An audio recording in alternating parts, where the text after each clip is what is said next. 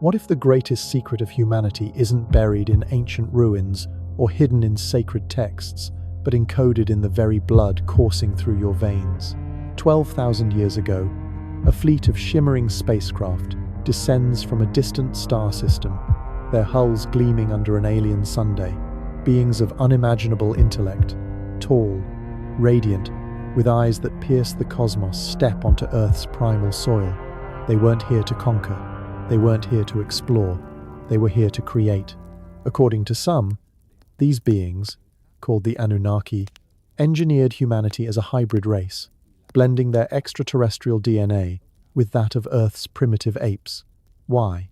To mine gold, to serve their needs, to build a civilization under their watchful gaze. But here's the question that keeps me up at night. If we were created by aliens, are we still their experiment? Are they watching us right now, waiting for the moment to return? This isn't science fiction. This is a theory that's been whispered in the shadows of history, from ancient Sumerian tablets to modern-day conspiracy forums. It's a story that challenges everything we've been taught about who we are and where we come from. Did we evolve naturally, as Darwin claimed? Or were we designed by a civilization so advanced they could rewrite the code of life itself? Tonight, we're diving into the heart of this mystery, peeling back layers of history, science, and speculation to uncover the truth, or at least get closer to it. Welcome to Mystery History for Sleep. I'm Mr. H. If you're new here, hit that subscribe button and ring the bell. It's the best way to join our nightly journey into the mysteries of existence. Now, let's step into the unknown together. The idea that humans might be alien hybrids starts with a name, Zecharia Sitchin. In the 1970 seconds, this scholar shook the world with his translations of ancient Sumerian texts, some of the oldest written records known to humanity. In his book, The 12th Planet, Sitchin claimed the Sumerians wrote about the Anunnaki, a race of gods from a planet called Nibiru, orbiting our sun every 3,600 years. These weren't myths, he argued, but historical accounts. The Anunnaki, facing a crisis on their dying planet, needed gold to stabilize their atmosphere. Earth was rich with it, but they lacked the labor to mine it. So, around 450,000 years ago, they turned to genetic engineering.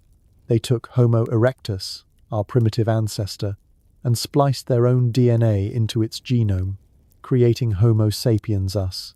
The evidence? Sumerian tablets describe the Anunnaki creating a primitive worker in a place called the House of Shimti, which Sitchin interpreted as a genetic laboratory. The Epic of Gilgamesh and other texts hint at beings who were part god, part human, bridging the mortal and divine. Fast forward to today, and voices on platforms like X echo Sitchin's ideas with a modern twist. Some posts claim the grey aliens, those iconic big-eyed figures of UFO lore, are not aliens at all, but AI drones sent by the Anunnaki or their successors. These drones, they say, collect human DNA to monitor the experiment, tweaking our genes over millennia. A thread from a user named Cosmic Truth 2023, posted in late 2024, alleges that abductions are part of this ongoing project, with Greys harvesting genetic material to ensure humanity's evolution stays on track. The post points to the Human Genome Project, which mapped our DNA in 2003, revealing that 8% of our genes come from ancient retroviruses sequences that don't quite fit with Earth's evolutionary tree. Could these be traces of alien tampering? The idea is intoxicating, like a cosmic detective story, where we're both the clue and the mystery. Now, let's pause and breathe. This is a lot to take in, and I know it sounds like it's straight out of a Hollywood blockbuster. But before you drift off, imagining starships and ancient gods, let's ground ourselves in science. Critics of Sitchin's work are vocal, and they have a point. Mainstream archaeologists, like those at the University of Chicago, argue that Sitchin's translations are flawed. The Sumerian word for god, dingir, doesn't necessarily mean extraterrestrial. It could simply denote a divine or powerful figure. Nibiru, described as a planet, might be a poetic reference to Jupiter or a star, not a literal rogue world. Astronomers, using data from NASA's Kepler telescope, have found no evidence of a planet with a 3,600-year orbit. And the Human Genome Project? That 8% of viral DNA is real, but scientists say it's from retroviruses that infected our ancestors millions of years ago, not alien engineers. These sequences, called endogenous retroviruses, are found in other mammals too, suggesting a natural, not extraterrestrial origin. Yet, the skeptics don't have all the answers either. The Panspermia hypothesis, championed by scientists like Francis Crick, co-discoverer of DNA's structure, suggests life on Earth could have been seeded by microbes from space, carried by comets or meteorites. In 2023, NASA's OSIRIS-REx mission returned samples from asteroid Bennu, containing amino acids, the building blocks of life.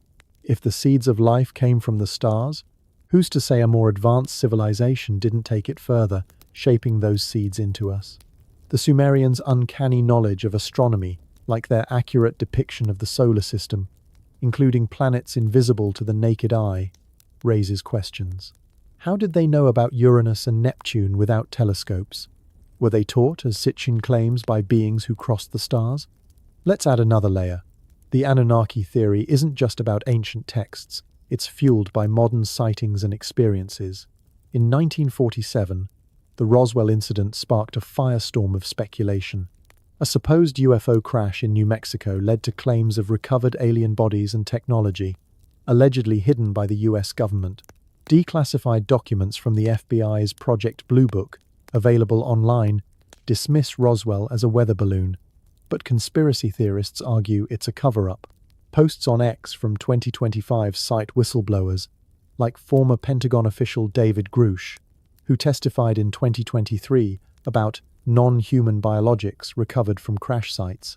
If true, could these beings be linked to the Anunnaki or their drones checking on their ancient experiment? The lack of public evidence keeps this in the realm of speculation, but the sheer volume of UFO reports, over 144,000, logged by the National UFO Reporting Center since 1974, makes you wonder. Back to the Anunnaki. What makes this theory so gripping is how it weaves together threads from history, science, and human longing. The Sumerians weren't alone in hinting at otherworldly origins. The Bible's book of Genesis speaks of the Nephilim, sons of God, who mingled with humans, producing hybrid offspring. Similar stories appear in ancient Hindu texts like the Mahabharata, describing Vimanas flying chariots piloted by gods. Even the Dogon tribe of Mali, as we'll explore later, knew details about the Sirius star system that baffled modern astronomers. These cultures, separated by oceans and millennia, share a common thread: beings from the heavens shaping humanity's destiny. Coincidence or evidence of a shared truth? But science urges caution.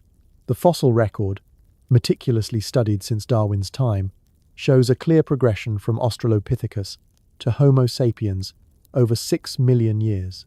Genetic studies, like those from the Max Planck Institute in 2024, confirm our closest relatives are chimpanzees, sharing 98.7% of our DNA. If aliens engineered us, where are the genetic markers? Why do our bones and genes align so closely with Earth's primates? Yet, the Anunnaki theory persists, fueled by gaps in the record like the missing link between Homo erectus and Homo sapiens, still debated by paleontologists. Could those gaps hide an intervention we're only beginning to understand? As we close this opening chapter, let me leave you with this. If we are part alien, what does that mean for our future? Are we destined to meet our creators? Or are we already carrying their legacy in our minds? Our technology, our drive to explore the stars. The truth may be out there, but it's also within us, waiting to be uncovered. Imagine a city of shimmering spires rising from the ocean, its golden domes reflecting sunlight like a beacon from another world. This is Atlantis, the fabled civilization that vanished beneath the waves thousands of years ago, leaving behind whispers of a truth too incredible to believe. A society guided, perhaps even built, by beings not of this earth. But what if Atlantis wasn't just a myth, and its architects weren't aliens from distant stars?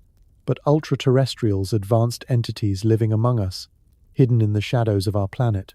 The legend of Atlantis begins with the Greek philosopher Plato, who wrote about it in 360 BC in his dialogues Timaeus and Critias. He described a vast island empire, larger than Libya and Asia combined, located beyond the Pillars of Hercules' modern-day Strait of Gibraltar. Atlantis was a utopia of advanced technology, with concentric canals, towering temples, and a society ruled by kings descended from the god Poseidon. Yet, around 9600 BC, Plato claimed, it sank into the sea in a single day and night, consumed by earthquakes and floods. For centuries, scholars dismissed Atlantis as a parable, a cautionary tale about hubris. But what if Plato was recounting a real event, veiled in myth? What if Atlantis was evidence of a civilization touched by beings with knowledge far beyond our own? The search for Atlantis has led researchers to every corner of the globe. Some point to the Mediterranean, where the island of Santorini, devastated by a volcanic eruption around 1600 BC, matches Plato's description of cataclysmic destruction. Others look to the Bahamas, where underwater structures like the Bimini Road stone formations, resembling a paved path, hint at a submerged city. In 2023, marine archaeologists using sonar mapping found anomalies off the coast of Crete, suggesting man-made structures buried under sediment. Could these be remnants of Atlantis? The evidence is tantalizing but inconclusive. Geologists argue that no large island could sink so quickly without leaving undeniable traces. Yet, the persistence of the Atlantis story across cultures, echoed in flood myths from Mesopotamia's Epic of Gilgamesh to the Hindu Puranas, suggests a shared memory of a lost world. Enter the Ultraterrestrials, a concept that adds a mind-bending twist to the Atlantis saga. Unlike extraterrestrials from distant planets, ultraterrestrials are theorized to be advanced beings native to Earth or its hidden dimensions, coexisting with us in ways we can't perceive. The idea gained traction in the 1970 seconds through researchers like John Keel, who, in the Mothman Prophecies, proposed that strange phenomena, UFOs, cryptids, paranormal events are the work of entities operating beyond our reality's veil. On platforms like X, users have speculated that ultraterrestrials built Atlantis as a hybrid colony, blending human and non-human intelligence. Posts from 2024 describe energy spheres seen near ancient sites, theorized as ultraterrestrial drones monitoring humanity. These ideas draw from myths of shining ones in Celtic lore and star people in Native American traditions, beings who guided early humans with advanced knowledge. What makes the ultraterrestrial hypothesis so gripping is its connection to a catastrophic event around 12,800 years ago, known as the Younger Dryas Impact. Geologists like James Kennett have found evidence of a comet or asteroid strike that triggered global cooling, massive floods, and the extinction of megafauna like mammoths. Nanodiamonds and shocked quartz in sediment layers from North America to Europe support this theory. Could this cataclysm have drowned Atlantis, as Plato described? Some researchers, like Graham Hancock, argue that survivors of this lost civilization ceded advanced knowledge to cultures like the Egyptians and Mayans, explaining their astronomical precision. For example, the Great Pyramid of Giza aligns with Orion's belt, a feat requiring knowledge of precession Earth's 26,000-year wobble impossible without advanced tools or guidance. But let's consider the ultraterrestrial angle. If Atlantis was a hub for these beings, what were they? Some speculate they were energy-based entities capable of shifting between dimensions. Ancient texts, like the Sumerian Enuma Elish, describe gods who could manipulate matter and time. X-posts from users like Cosmic Lawmaster claim ultraterrestrials used Atlantis as a genetic laboratory, blending their essence with early humans to create a hybrid race. This echoes the Anunnaki theory but suggests a closer, earthbound origin. The Dogon tribe, as we'll explore later, spoke of nomo-amphibious beings from Sirius who taught them about the stars. Could these be ultraterrestrials, not aliens, living in Earth's oceans or hidden realms? The Mahabharata's Vimanas and the Bible's wheels within wheels in Ezekiel's vision hint at technology so advanced it borders on the supernatural. Science, however, pulls us back to Earth. Mainstream archaeologists argue Atlantis is a myth, with no physical evidence of a continent-sized city. The Santorini eruption, while devastating, affected a small island, not a vast empire. The Bimini Road is likely a natural formation, as geological studies show no signs of human construction. The Younger Dryas impact, while real, didn't sink entire landmasses. It caused flooding and climate shifts, but left no trace of a high-tech civilization. Genetic studies, like those from the 2024 Max Planck Institute, show no anomalies in human DNA, suggesting non-human intervention. Our genes trace back to African hominids, not otherworldly beings. Still, the precision of ancient structures like Bolivia's Pumapunku, with stones cut so finely they defy primitive tools, keeps the mystery alive. Were humans alone capable of this, or did they have help? The ultra-terrestrial theory also faces scrutiny. Keel's ideas, while compelling, rely on anecdotal reports of paranormal activity, not hard evidence. Spheres seen near ancient sites could be atmospheric phenomena, like ball lightning, or modern drones mistaken for something otherworldly. Yet, the consistency of these stories across cultures is hard to dismiss. From the Aboriginal Dreamtime's Wangina, depicted as radiant beings with large eyes, to the Hopi's Kachina spirits, who descended from the sky, humanity seems obsessed with non-human guides. Even modern UFO sightings, like the 2023 Las Vegas incident where a family reported 8-foot-tall beings in their backyard, fuel speculation. The Pentagon's 2021 UAP report admitted 144 cases couldn't be explained, leaving room for theories like ultraterrestrials. Atlantis and ultraterrestrials weave a narrative that's both thrilling and unsettling. If true, it suggests humanity's history is a tapestry of hidden influences, with beings who shaped our past still lingering in unseen corners of our world.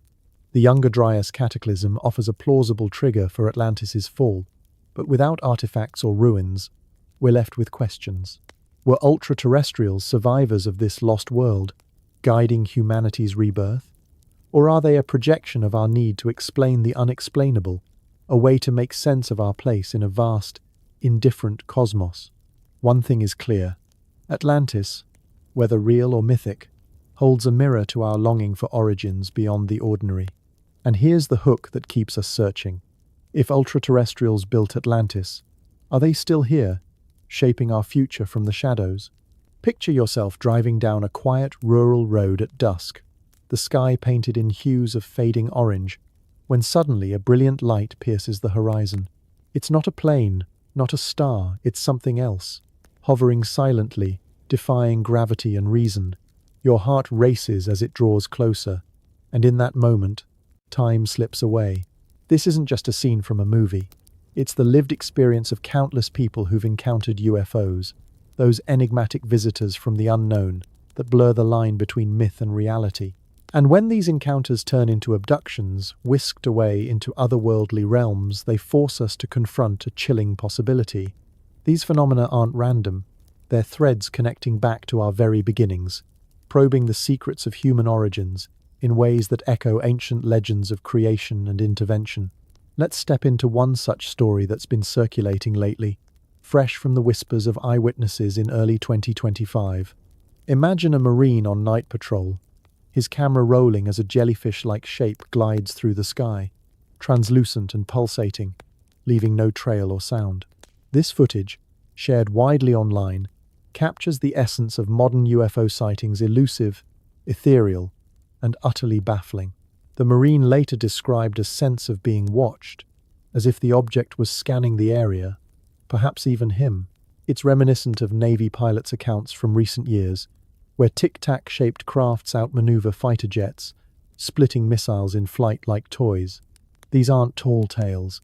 They're documented in congressional hearings, where witnesses under oath recount objects that bend physics, accelerating at speeds no human tech can match. What draws me in is the human element, the pilot's awe mixed with fear, wondering if these crafts are scouting us, much like explorers charting new lands. Now, weave in the abduction angle, and the narrative deepens into something profoundly personal. Think of a couple returning from a late-night drive, only to realize hours have vanished from their memory. Under hypnosis, fragments emerge, being lifted by a beam of light, surrounded by slender figures with oversized eyes, undergoing examinations that feel both clinical and invasive. This echoes the classic tale of Betty and Barney Hill from the 1960 seconds, where they recalled star maps and sample collections, details that later aligned with astronomical discoveries. But fast forward to today, and similar stories persist. In the first half of 2025 alone, reports poured into centers like Newfork, painting a picture of increased activity lights over cities, orbs diving into oceans, and people awakening with unexplained marks or vivid dreams of floating chambers.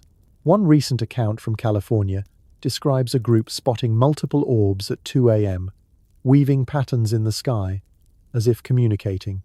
The witness felt a pull, a momentary disorientation, hinting at something more than mere observation. These abductions often carry a genetic undertone, as if the entities are curators of our DNA. Survivors speak of procedures involving needles or scans, extracting fluids, or implanting devices. A rock musician once shared his experience of being downloaded with information, feeling like part of a larger program. It's eerie how these align with theories of human hybridization, beings tinkering with our genome, perhaps to refine what they started eons ago. In African lore, shamans tell of amphibious visitors imparting cosmic wisdom, much like the entities in abduction tales who show maps of distant stars or warn of planetary perils. Could these be the same forces that seeded life here, via comets carrying amino acids, as NASA's asteroid samples suggest? The Panspermia idea feels less like science fiction when paired with these encounters, proposing that life and intelligence hitchhiked across the cosmos, evolving into meddlers who occasionally check in. Yet, not all is shrouded in mystery. Science offers anchors amid the speculation.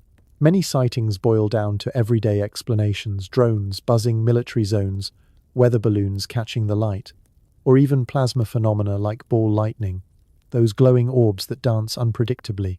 Psychologists point to sleep paralysis, where the mind conjures vivid hallucinations during the twilight between wakefulness and dreams.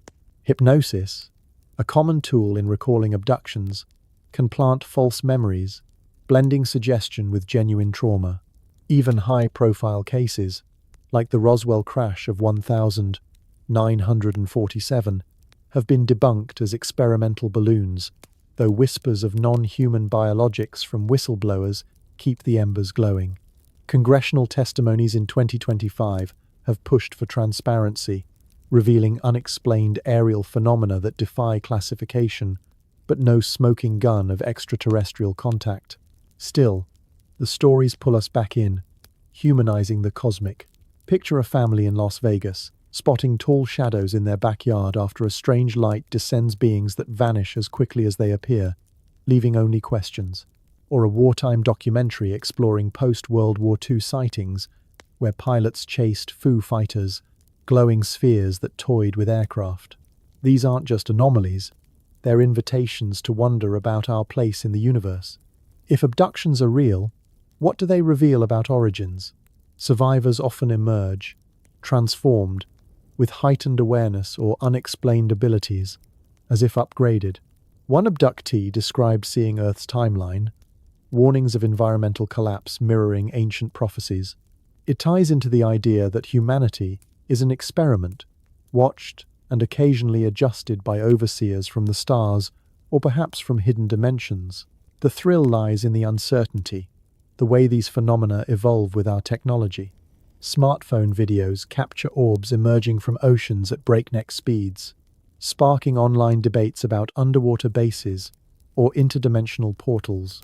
A Virginia sighting from early October shows a bizarre craft hovering silently, its form shifting like liquid metal.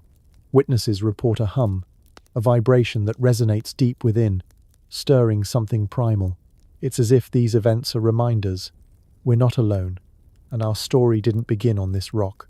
SETI's silent vigil for signals contrasts with these visceral encounters, suggesting contact isn't through radio waves but direct, intimate brushes with the other. Balancing awe with skepticism keeps the intrigue alive. While some abductions might stem from psychological depths, the sheer consistency across cultures from Native American star people to modern experiencers hints at a shared truth. Perhaps it's our collective unconscious manifesting fears and hopes, or maybe it's genuine outreach. The Pentagon's reports admit hundreds of cases remain unexplained, fueling documentaries and festivals where people share their truths. At one recent gathering, a survivor recounted his ordeal with humor, lightening the terror, yet his eyes betrayed a deeper knowing. Deep in the heart of Mali, where the Sahel meets sheer cliffs of red sandstone, lives a people whose stories seem to reach beyond the stars. The Dogon, a tribe of farmers and artisans, carve their lives into the rugged Bandiagra escarpment, their mud brick homes clinging to the earth like ancient sentinels. For centuries, they've thrived in isolation, their traditions passed down through dances, masks, and tales etched into the rock itself. But it's not their daily lives that draw the world's gaze, it's their knowledge, a cosmic map woven into their myths that speaks of stars invisible to the naked eye and truths that defy time. How could a people without telescopes know the secrets of a distant star system? The Dogon's celestial wisdom, centered on the Sirius star system, feels like a message from the cosmos, hinting that our origins might be written not just in clay, but in the light of distant suns. The Dogon story begins with their oral traditions, preserved by elders and shamans in a language of symbols and songs. Their most astonishing claim revolves around Sirius, the brightest star in our night sky, known to them as Sigitolo.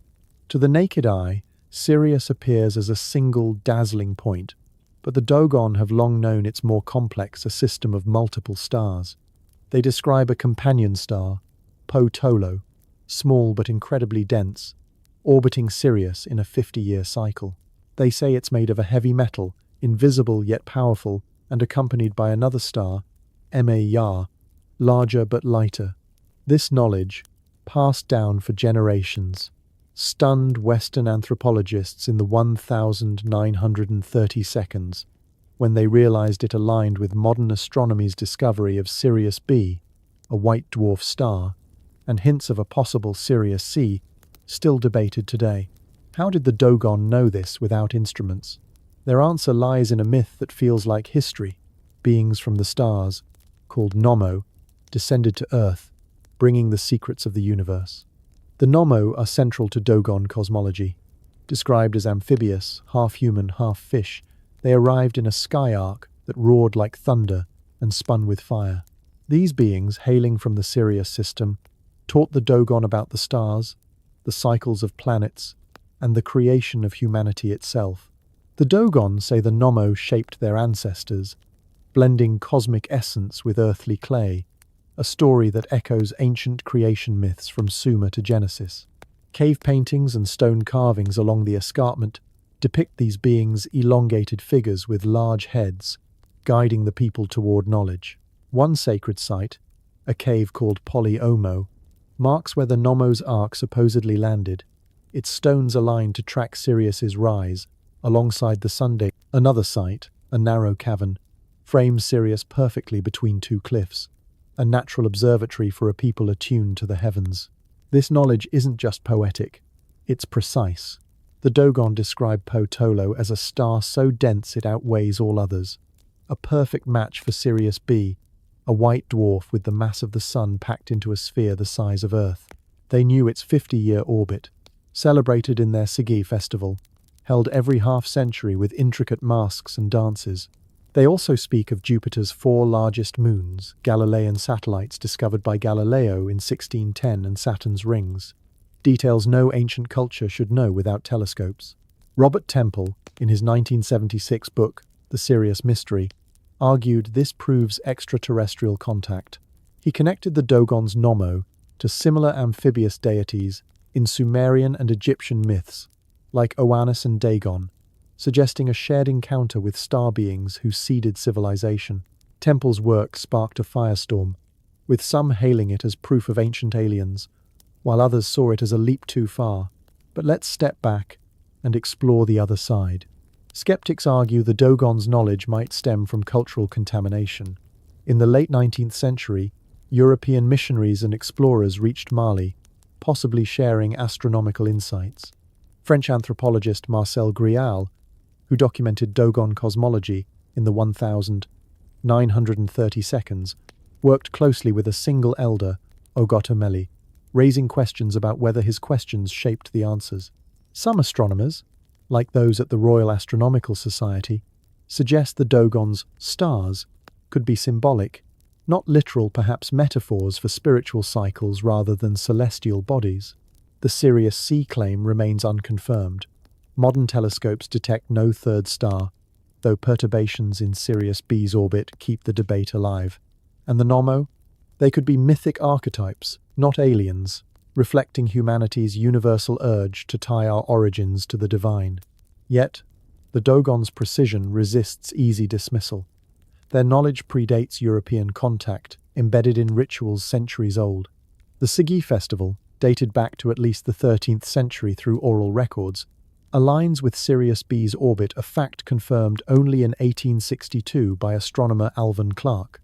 Their masks, carved with celestial motifs, predate Grial's arrival, and the cave observatory, aligned with Sirius's heliacal rising, suggests a practical understanding of astronomy, not just storytelling. Even skeptics admit the Dogon's focus on Sirius is unique. No other African tribe shares this depth of stellar lore. Could they have observed subtle changes in Sirius's brightness, deducing a companion star? Unlikely, given Sirius B's invisibility to the naked eye.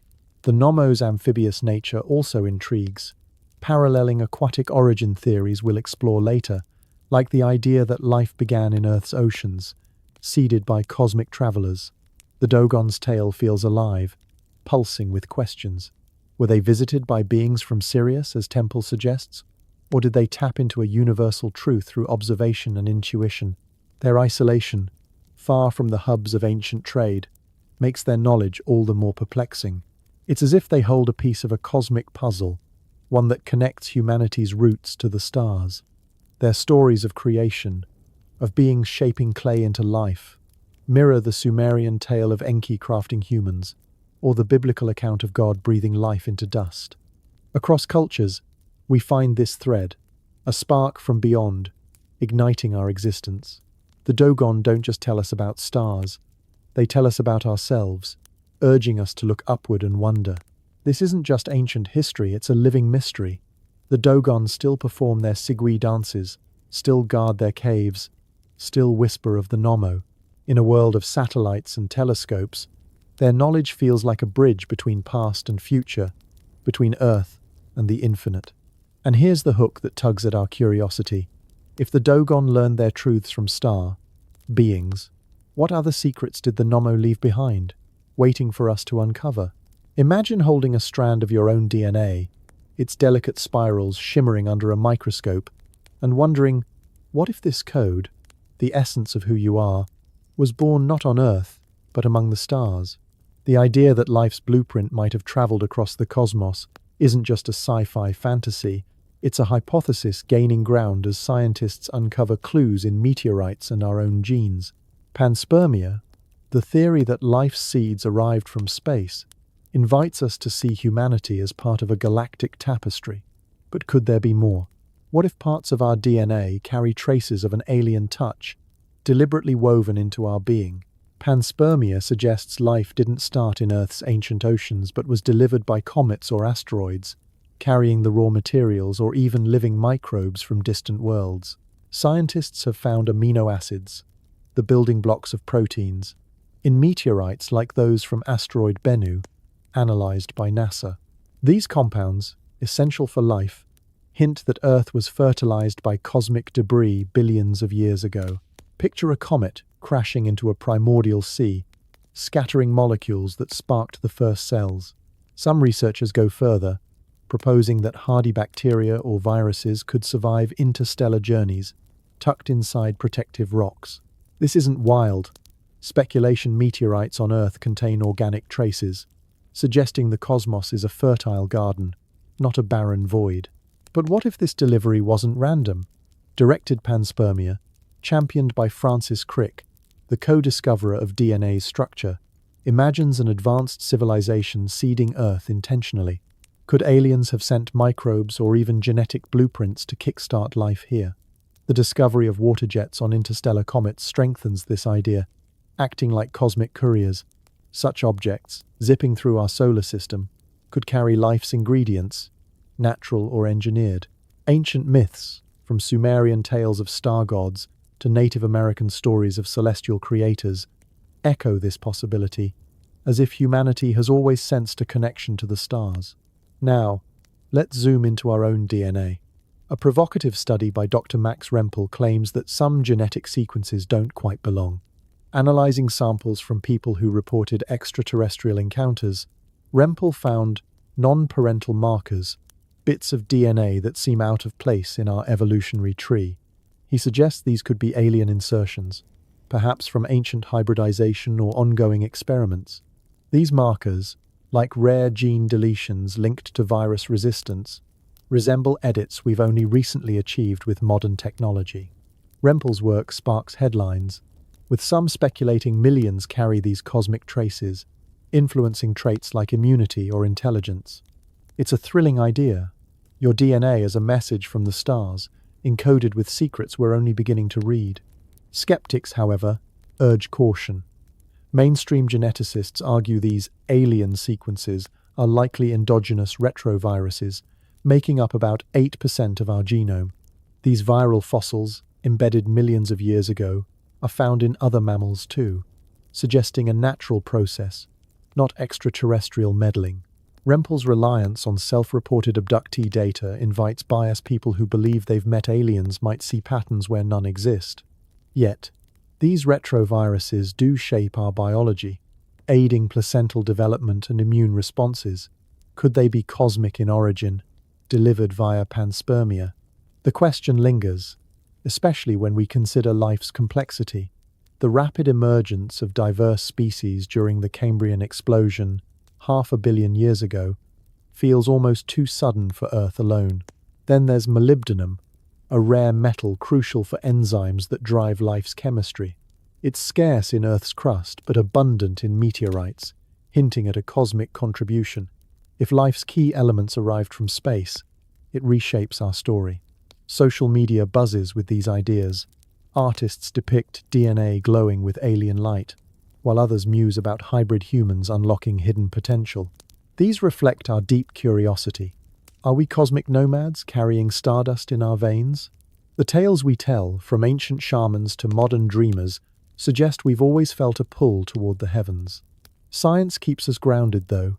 Our DNA aligns closely with chimpanzees, sharing nearly 99% of our code, with fossils tracing our African roots back 300,000 years. No clear alien markers disrupt this lineage. Evolutionary biologists argue that life's complexity can arise from Earth's chemistry, given enough time. Yet, gaps persist. The odds of life starting by chance alone feel slim to some, and discoveries of organic molecules in distant cosmic clouds keep panspermia alive.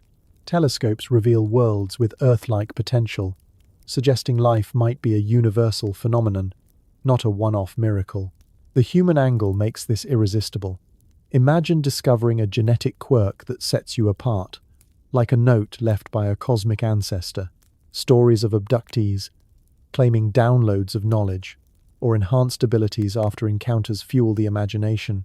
One person described seeing Earth's future, warnings of environmental strain, echoing ancient prophecies.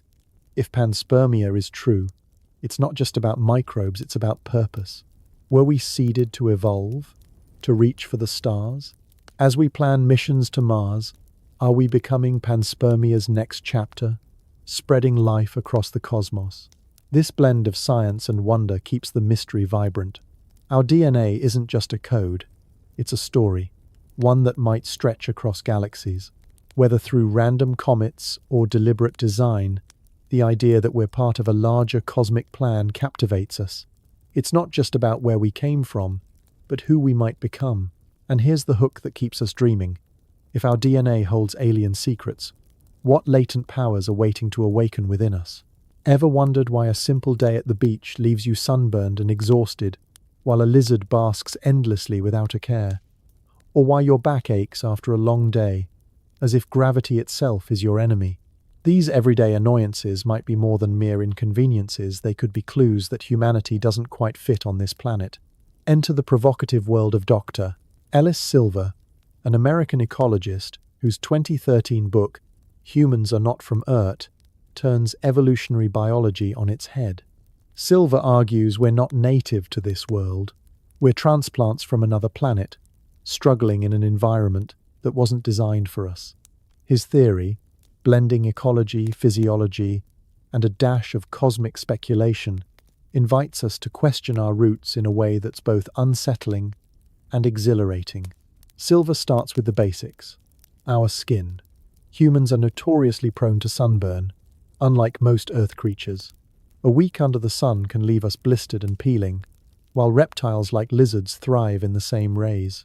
Silver points out that our melanin levels, meant to protect us, are insufficient for Earth's intense UV radiation. He suggests we evolved under a dimmer sun or thicker atmosphere elsewhere, perhaps a planet with more ozone or cloud cover. This mismatch, he says, explains the high rates of skin cancer and vitamin D deficiencies plaguing modern humans. But is this proof of alien origins? Evolutionary biologists counter that our ancestors, emerging in Africa's savannas, developed lighter skin as they migrated north, balancing UV protection with vitamin D synthesis. Still, Silver's point lingers: why do we fare so poorly compared to animals that have co-evolved here for millions of years? Then there's our circadian rhythm, that internal clock ticking away inside us. Earth's day is 24 hours, but studies show humans naturally drift toward a 25-hour cycle when isolated from light cues, like in cave experiments. Silver cites research from sleep scientists, including those at Harvard's Division of Sleep Medicine, who note this mismatch causes chronic sleep disorders affecting billions. He theorizes our biology is tuned to a longer day on a different world, perhaps one orbiting a star with slower rotation. Imagine waking up refreshed after 25 hours. Does that sound like home? Skeptics, however, argue this is an artifact of our flexible biology, not evidence of extraterrestrial roots. The 25-hour preference, seen in blind individuals without light resets, might stem from evolutionary trade-offs rather than alien design. Silver doesn't stop at skin and sleep. He delves into our dietary quirks. Humans struggle with many wild foods. Raw meats, unprocessed grains, and foraged plants often cause digestive woes or allergies. Unlike herbivores that graze freely or carnivores that devour prey raw, we need cooking, farming, and processing to thrive. Silver posits this as another sign of mismatch. On our home planet, food might have been milder, less toxic. He links this to our epidemic of chronic diseases, diabetes, obesity, heart issues that explode in modern diets, but hint at deeper incompatibilities. Nutritionists agree that processed foods exacerbate problems, but they trace it to lifestyle shifts, not cosmic displacement. Our gut microbiome, evolved over eons, handles variety well when balanced, suggesting adaptation rather than alienation. Our skeletal structure raises more eyebrows. Back pain afflicts 80% of adults at some point, often blamed on bipedalism's evolutionary costs. Silver flips this. What if we're not fully adapted to Earth's gravity? He compares us to astronauts, who suffer bone loss and muscle atrophy in space, but also back issues upon return. Our spines, he says, are built for lighter pull. On a planet with weaker gravity, we'd move gracefully. Here, we're compressed and strained. He even ties this to our large heads at birth, causing dangerous deliveries unlike most mammals.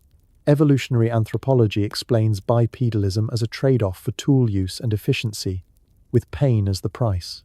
Yet, Silver's idea resonates. Why do we endure such vulnerabilities when other species seem perfectly tuned? Silver weaves in psychological elements too. Many people report a profound sense of not belonging, a homesickness for a place they've never known. He cites surveys where respondents feel Earth isn't home, linking it to existential angst or even UFO abduction memories. This, he argues, is subconscious recall of our true origins. Psychologists might diagnose this as alienation from modern society, not cosmic exile, but Silver sees it as evidence of a deeper disconnect. He speculates we were brought here by advanced beings, perhaps as refugees, prisoners, or colonists adapting poorly to this harsher world. To bolster his case, Silver draws on comparative biology. Lizards, he notes, sunbathe indefinitely without harm, while we risk melanoma. Our eyes squint in bright light. Unlike animals with nictitating membranes, we suffer from seasonal affective disorder in low light, hinting at a need for consistent illumination. Even our reproductive cycles seem off. Monthly menstruation is rare among mammals, wasteful and painful.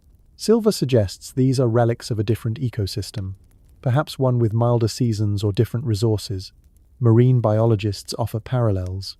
Dolphins, with similar social brains, thrive in water, but if forced onto land, they'd falter like we do here.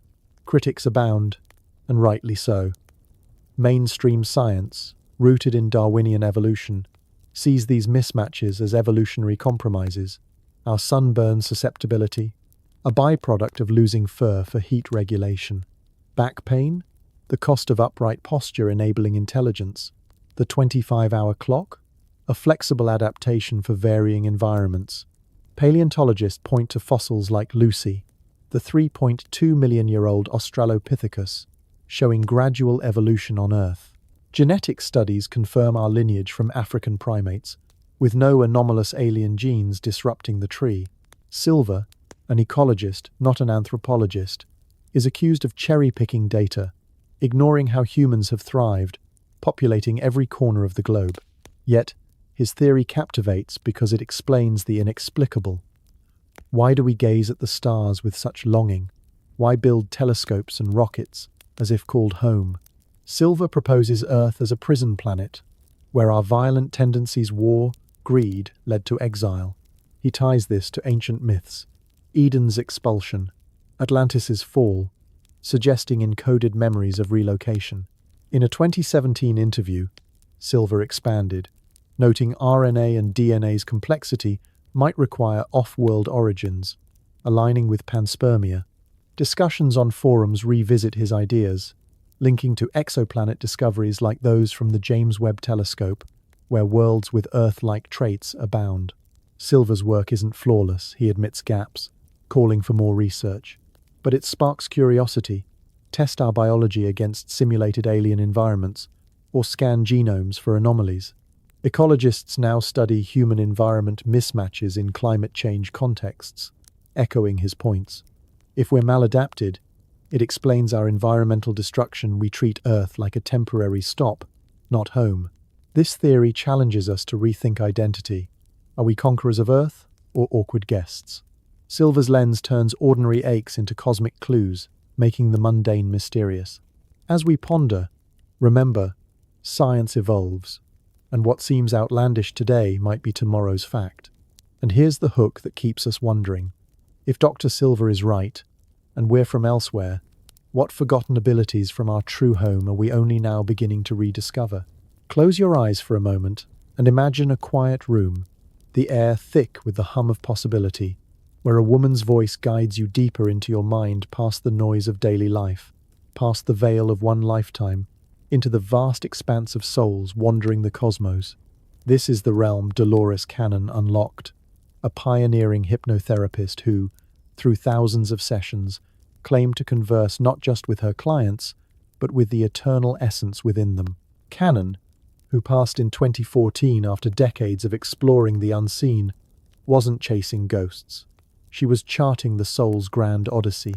Her work, rooted in past life regression, paints humanity not as earthbound creatures but as divine wanderers, gods in human skin, reincarnating across stars and dimensions to learn, heal, and evolve. What if your deepest aches, your inexplicable longings, are echoes of a cosmic contract? Cannon's journey began in the 1,960 seconds, when she and her husband, both UFO enthusiasts, stumbled into hypnosis as a way to explore sightings. What started as curiosity bloomed into her quantum healing hypnosis technique, QHHT, a method that plunged clients into the somnambulistic state, the subconscious's deepest layer where forgotten memories surface like stars in a midnight sky. Over 50 years, she regressed tens of thousands, transcribing sessions that filled 17 books. Her core tenet? We're all fragments of the divine, sparks from the source, incarnating on Earth to gather wisdom through joy and pain alike. Reincarnation, in Canon's view, isn't punishment or random spin, it's evolution's elegant tool.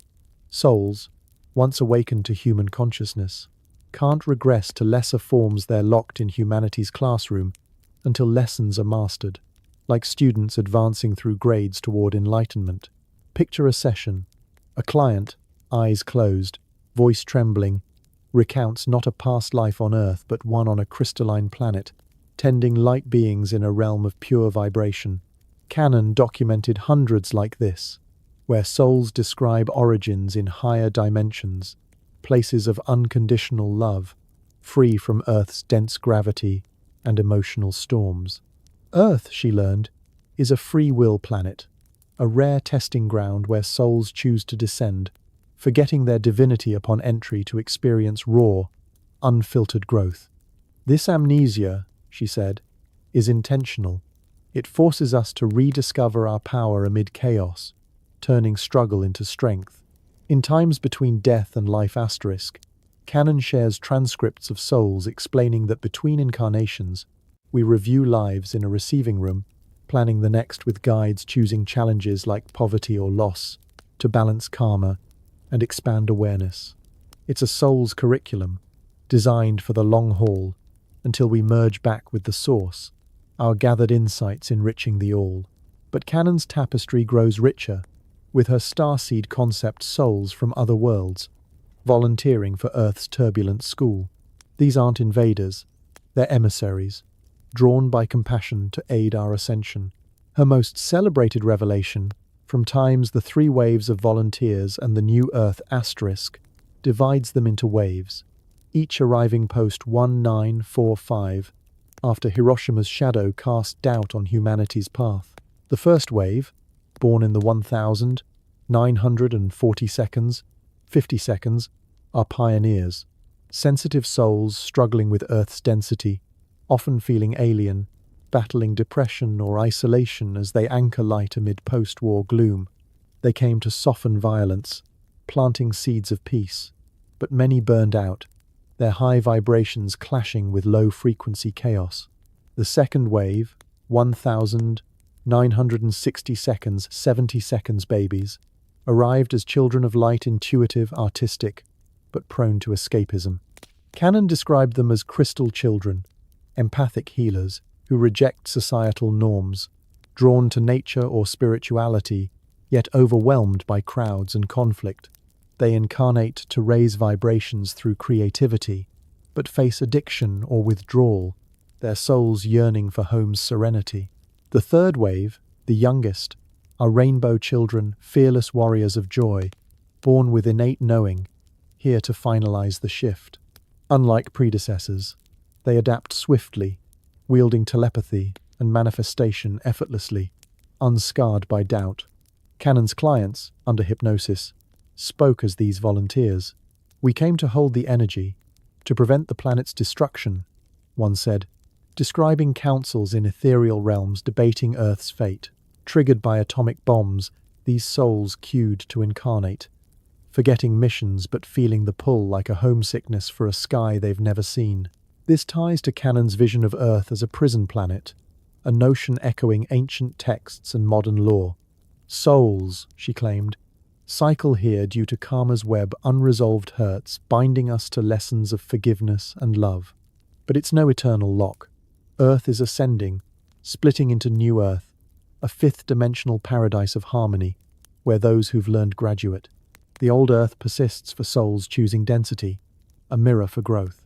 Canon's regressions revealed ET guides overseeing this beings from Pleiades or Sirius, not conquering but nurturing, intervening subtly through dreams or synchronicities.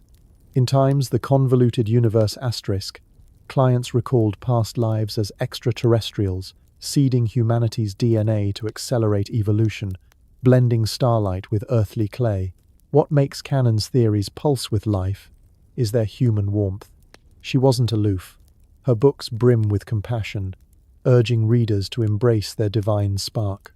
"You are God," she echoed from sessions, a cell in the body of the Creator, gathering experiences to enrich the whole. Reincarnation, then, is no grim wheel but a grand adventure, souls exploring infinite flavors of existence, from warrior to healer, across planets and timelines. One client, reliving a life as a tree in an ancient forest, described silent communion with wind and root, teaching patience amid stillness. Another, a starseed from Arcturus, wept, recalling Earth's beauty despite pain. The density sharpens the soul's edge. These aren't sterile facts. They're invitations to remember, to heal traumas from past lives, bleeding into now phobias from drownings long ago, or joys from forgotten triumphs. Yet, balance calls us to question, as any true seeker must. Canon's work, while profound, dances on pseudoscience's edge. Mainstream psychology views regression as confabulation, the mind weaving fantasies from suggestion or cultural tropes, not literal history.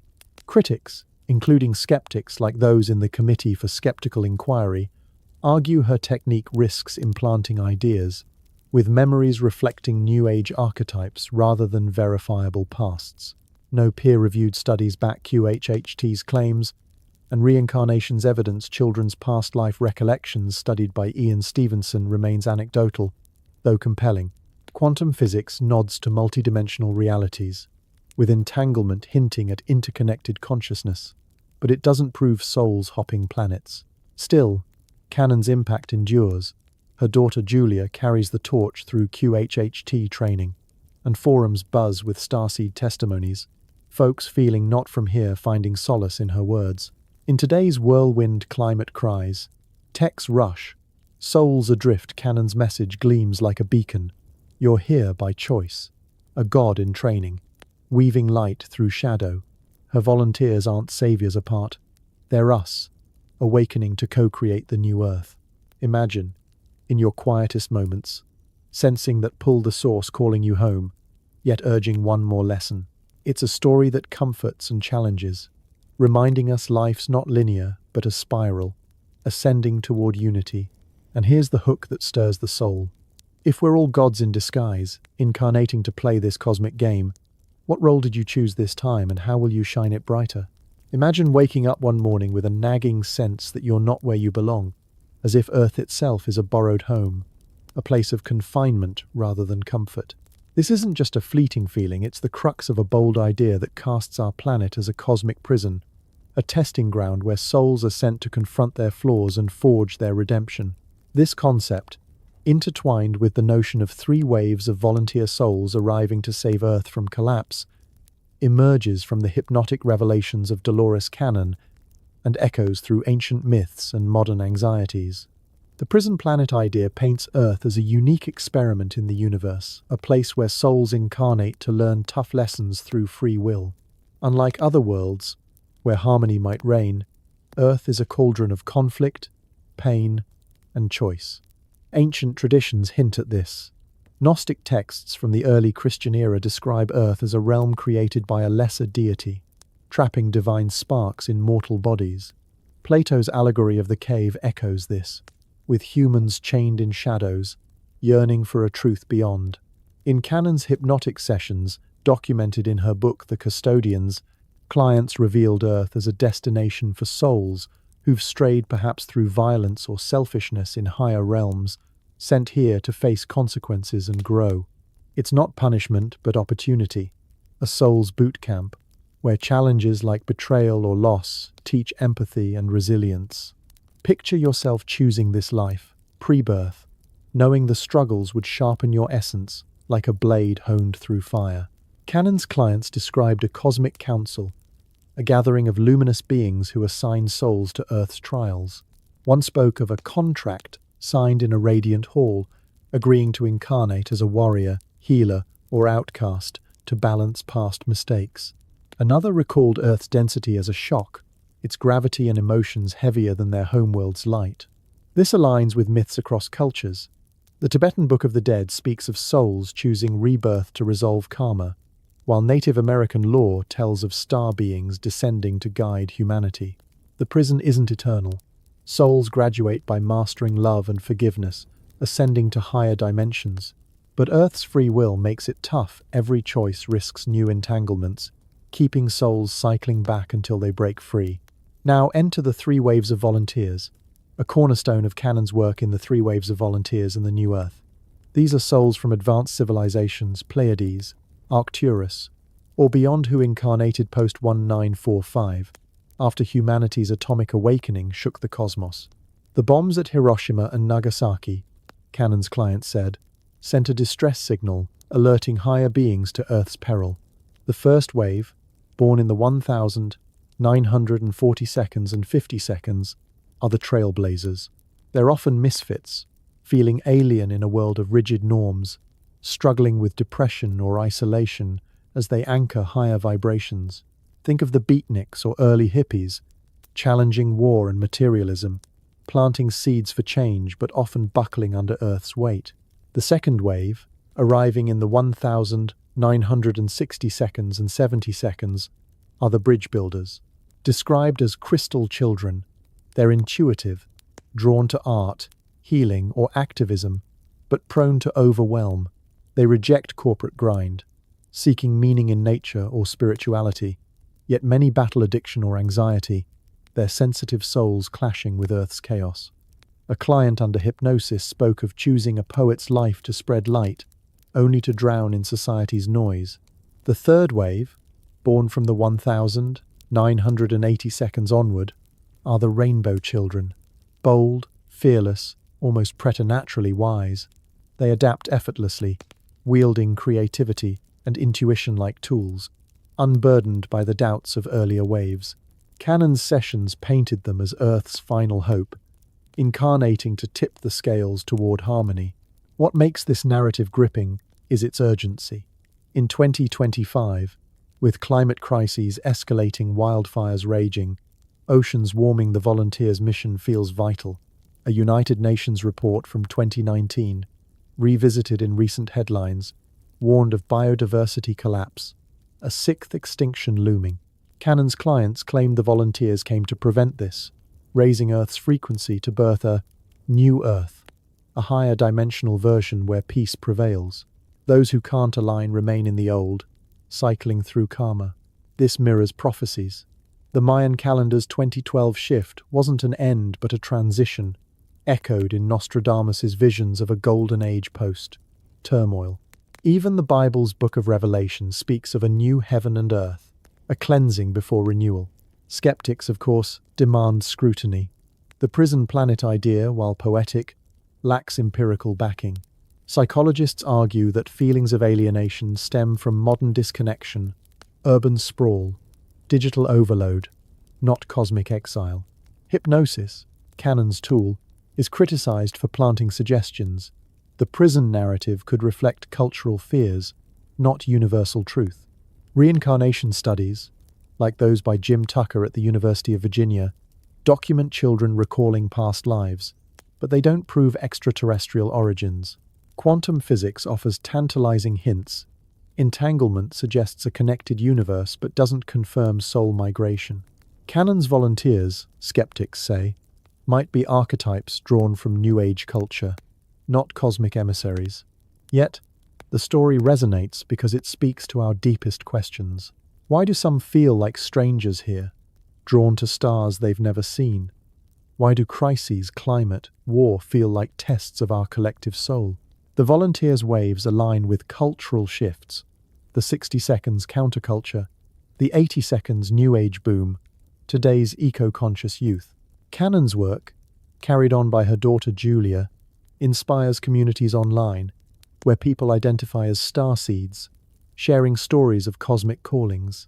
It's less about proof, and more about meaning, a framework for navigating a fractured world.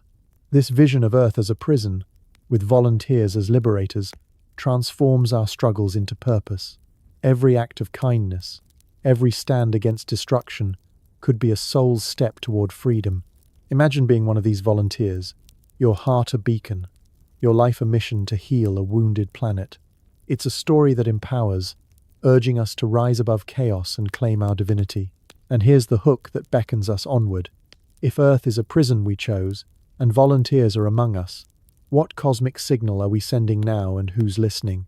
Step into a time machine, and let's rewind millions of years to a world of steaming jungles and primal seas, where the spark of humanity was just a flicker in the chaos of life's crucible. This is the realm of Charles Darwin and Friedrich Engels, two giants whose ideas reshaped how we see ourselves not as divine creations or cosmic transplants, but as creatures forged through struggle, adaptation, and labor.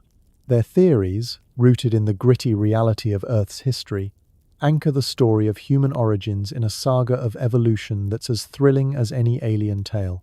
Yet, even in this scientific bedrock, there are gaps and mysteries that keep us wondering.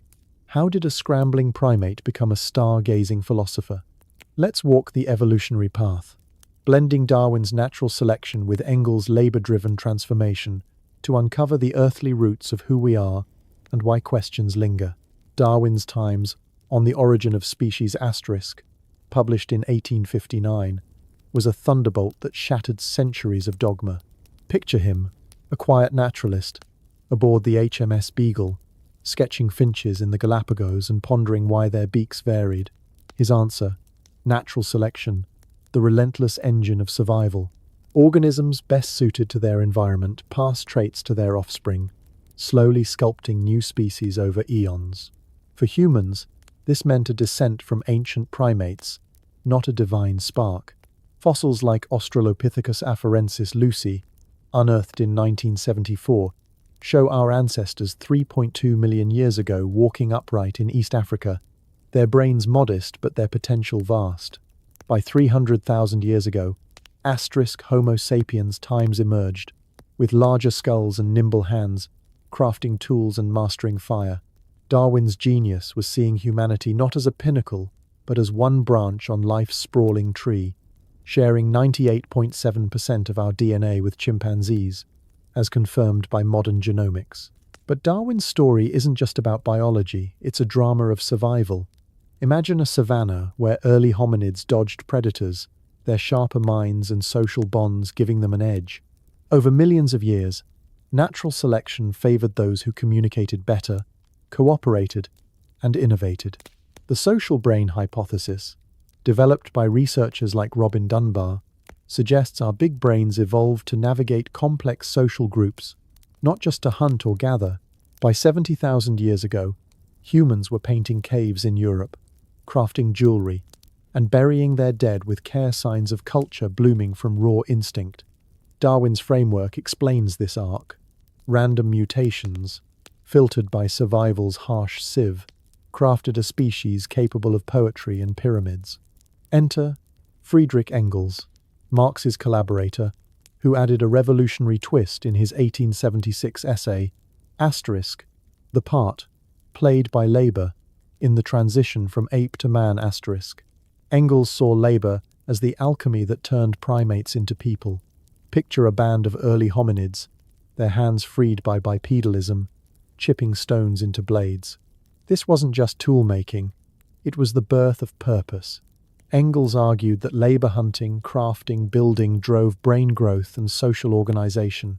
As hands shaped tools, brains expanded to plan and communicate, birthing language. Fossil evidence backs this. Homo habilis the handyman of 2.4 million years ago, left crude stone tools, while Homo erectus mastered fire by 1 million years ago, cooking food that fueled larger brains. Engels' insight was profound. Work didn't just sustain us, it made times us, turning instinct into ingenuity. This labor-driven evolution is a saga of grit and triumph. Imagine a family of Homo sapiens 100,000 years ago, weaving nets to fish or carving spears to hunt. Each task honed dexterity, foresight, and cooperation. Language emerged not from divine gift, but from necessity, grunts becoming words to coordinate hunts or warn of danger. By 40,000 years ago, humans were sculpting figurines and playing flutes, their minds weaving stories as complex as their tools. Engels saw this as a feedback loop. Labor-shaped hands, hands-shaped tools, tools-shaped society, and society-shaped minds. Modern archaeology supports this. Sites like Blombos Cave in South Africa reveal etched ochre and shell beads from 75,000 years ago, proof of symbolic thought born from practical needs. But the story isn't seamless. Darwin and Engels faced mysteries their theories couldn't fully crack. The missing link, the gap between times Homo erectus times and times Homo sapiens times, remains elusive. Fossils like the 1.8 million-year-old Dmanisi skulls show a messy transition, with traits blending unpredictably. Why did our brains triple in size so quickly? From 400 cc in early hominids to 1,350 c in modern humans.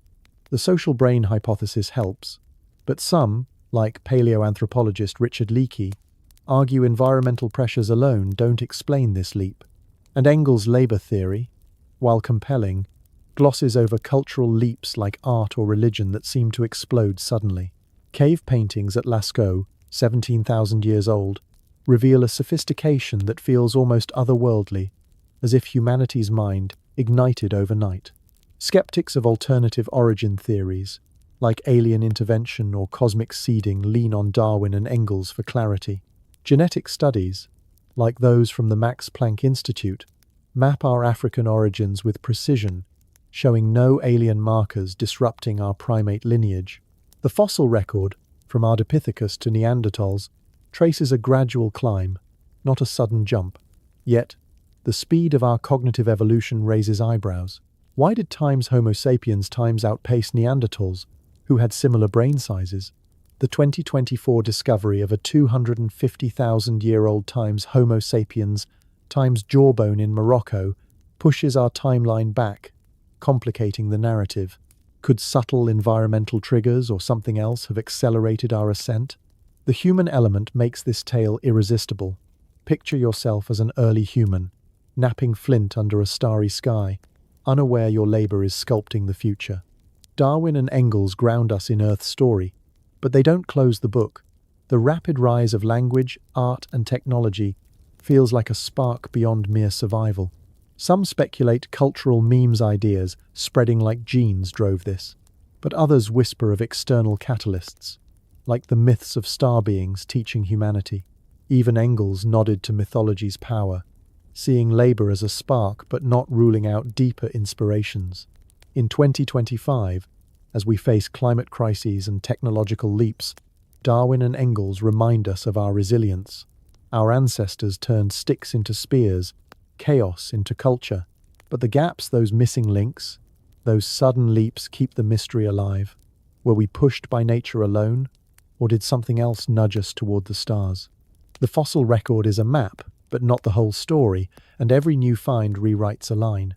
This earthly epic, grounded yet tantalizing, invites us to see ourselves as both creature and creator. Darwin's selection and Engels' labor built us, but the speed and spark of our rise hint at secrets yet unearthed. And here's the hook that keeps us digging. If evolution alone shaped us, why do our minds reach for the cosmos, as if remembering a story not yet told? Imagine plunging into the cool embrace of an ancient shoreline, your body slicing through waves with an ease that feels almost instinctive, as if the ocean whispers secrets of a forgotten heritage. This isn't just a daydream, it's the gateway to the aquatic ape hypothesis, a bold theory that reimagines human evolution not on dusty savannas but in the watery cradle of coasts and rivers. First proposed by marine biologist Alistair Hardy in 1960 and championed by writer Elaine Morgan in her 1972 book Times, The Descent of Woman**. This idea suggests our ancestors spent a semi-aquatic phase, wading, swimming, and foraging in shallow waters. It's a narrative that flips the script on traditional evolution, explaining quirks like our hairless skin and diving reflexes as adaptations to a life half submerged. Are we more mermaid than monkey, our bodies bearing the marks of an oceanic past? The story begins with Hardy, a respected oceanographer who kept his idea under wraps for decades, fearing ridicule. He noticed how humans differ from other primates. We lack thick fur, have a layer of subcutaneous fat like seals, and possess webbed fingers in embryos. Morgan, frustrated with male-centric evolution theories, amplified this, arguing that a waterside lifestyle solved puzzles Darwin left dangling. Envision early hominids, around 5 to 7 million years ago, when forests receded and seas beckoned. As apes ventured to shorelines, natural selection favored those who could wade for shellfish or swim for safety. Bipedalism, that hallmark of humanity, might have started not for running across plains but for standing tall in water, keeping heads above waves while freeing hands to gather food. Fossils from coastal sites, like those in Ethiopia's Afar region, show early ancestors near water bodies, hinting at this shift. One of the hypothesis's most captivating claims is our skin smooth, sensitive, and prone to pruning in water, like a natural grip enhancer for slippery catches. Unlike furry chimps who overheat in sun, our bare bodies shed heat efficiently in water, aided by sweat glands that work like a cooling system. That layer of fat under our skin, it's distributed like in dolphins or hippos, insulating us in cold waters rather than the patchy fur of land mammals. Morgan pointed to our downward-facing nostrils, preventing water ingress during dives, and our instinctive breath holding the diving reflex, strongest in infants, slowing heart rates to conserve oxygen underwater. Picture a mother ape cradling her baby in shallow tides. Over generations, this nurtured survival traits we still carry, like our love for swimming or the thrill of a beach day. The dietary angle adds flavor to the tale. Shell middens, ancient piles of discarded shellfish from sites like Pinnacle Point in South Africa, dated to 164,000 years ago, suggest early humans feasted on marine bounty. Omega, 3 fatty acids from seafood fueled brain growth, explaining our encephalization quotient, far surpassing other apes. Pigments from these sites paint a picture of resourceful foragers, perhaps diving for abalone or clams. Recent digs, like those in Morocco's Contrabandiers cave from 2021, reveal 120,000-year-old shellfish harvesting, pushing back evidence of coastal adaptation. This isn't just sustenance, it's evolution's accelerator, turning opportunistic waders into intelligent hunters. But the hypothesis isn't without its depths of controversy. Critics, including prominent anthropologists, dismiss it as pseudoscience, arguing it cherry-picks traits while ignoring timelines. Bipedalism fossils predate significant aquatic evidence by millions of years. Ardipithecus ramidus from 4.4 million years ago walked upright in woodlands, not waves. Our fat layer, more like a response to varying climates, shared with pigs or elephants, not exclusively aquatic. The diving reflex exists in all mammals, a vestige from our shared ancestry, not a human specialty. John Langdon's 1997 critique called it an umbrella hypothesis, bundling unrelated features under one watery banner without falsifiable tests. Even David Attenborough's 2016 endorsement drew backlash from Alice Roberts, who labeled it overly simplistic, distracting from nuanced evolution. Despite this, the idea persists, buoyed by public fascination and occasional scientific nods. A 2014 special issue in the Journal of Human Evolution explored aquatic resources' role in diet, without fully endorsing AAH. Erica Chagate's studies on free divers show humans can hold breath longer than expected, with spleen contractions releasing oxygen-rich blood traits hinting at past foraging pressures. Algis Koulioukas' experiments demonstrate wading's efficiency for bipedal posture, supporting a transitional phase. In online forums and podcasts, enthusiasts link AAH to modern mysteries, like why we cry salty tears, flushing eyes in water, or have a hymen, aiding birth in buoyant environments. It's a theory that humanizes evolution, making our bodies a map of ancient adventures. Skeptics hold firm, though. The fossil record, expanded by finds like Homo naledi in 2015, shows diverse habitats, but no full aquatic stage. Genetic evidence traces our lineage through dry African landscapes, with adaptations like endurance running for persistence hunting. Caroline Pond's research debunks fat claims, noting it's for energy storage, not insulation. The hypothesis's popularity, critics say, stems from its narrative appeal, a romantic origin story rather than hard data. Yet, as climate change reshapes coasts, researchers revisit human water bonds, like in 2023 studies on coastal migrations during the last glacial maximum. This watery saga keeps us hooked because it challenges the dry, dusty image of our past. Are our beach vacations echoes of an ancestral home? The hypothesis, though fringe, sparks curiosity about adaptability, how a semi-aquatic detour might have gifted us versatility. It bridges biology and myth, from mermaid legends to Plato's Atlantis, suggesting we've always known water's pull. In blending science's rigor with imagination's flow, AAH reminds us evolution is a river, not a straight path. Hardy and Morgan opened a current. Whether it leads to truth or a tributary, it enriches the journey. And here's the hook that draws us deeper. If our bodies whisper of an oceanic past, what undiscovered adaptations lie beneath the surface, waiting for the next evolutionary tide? A fireball slicing through the night sky, trailing sparks as it grazes Earth's atmosphere, a cosmic courier from the depths of space. This isn't just a fleeting spectacle, it's a clue to a universe teeming with secrets, where meteorites might carry the seeds of life, or even the whispers of ancient plagues. The idea that our planet's story is tied to these celestial travelers, delivering organic building blocks or sparking mysterious diseases, weaves a tale that's both thrilling and unsettling. Meteorites have long been Earth's uninvited guests, but their cargo is what captivates us. Scientists studying asteroid samples have found amino acids, sugars, and organic molecules, the raw materials of life. Picture a chunk of rock, forged in the solar system's infancy, crashing into Earth's ancient oceans, scattering the ingredients for the first cells. This is the heart of the Panspermia hypothesis, which suggests life's origins arrived from space, carried by comets or asteroids. Some researchers take it further, proposing that not just molecules but microbes themselves could survive interstellar journeys, tucked inside protective rocks. These cosmic deliveries might have kick-started life billions of years ago, painting Earth as a canvas for galactic artistry. The evidence is compelling. Meteorites like those studied by NASA contain complex organics, hinting that space is a fertile nursery, not a sterile void. When these rocks slammed into early Earth, they could have seeded the oceans with the chemistry needed for life. Some even speculate that hardy bacteria or viruses, shielded by mineral cocoons, rode these impacts, surviving the fiery plunge to colonize our planet.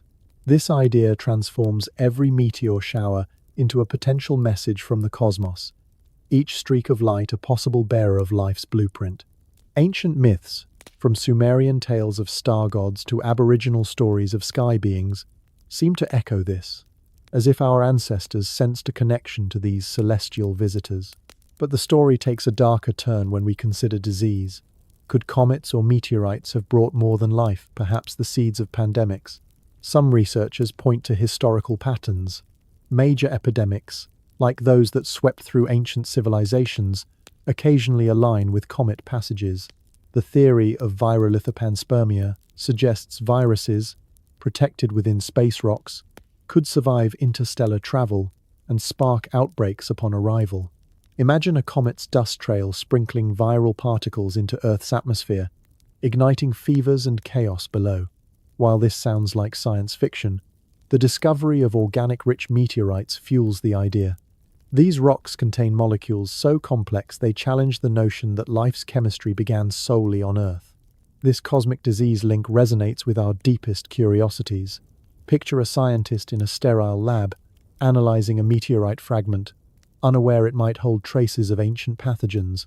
The possibility that our immune systems evolved to combat space-borne microbes adds a layer of intrigue to every flu season. Online discussions swirl with these ideas, some imagining meteor showers as harbingers of illness, others weaving tales of cosmic conspiracies. These stories tap into a primal fear. What if our greatest threats come not from Earth but from the stars? The human element, our vulnerability to the unknown, makes this hypothesis pulse with life, turning every falling star into a question mark.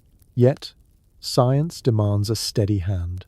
Mainstream researchers argue that pandemics arise from earthly sources, viruses, jumping from animals to humans, amplified by trade or crowding.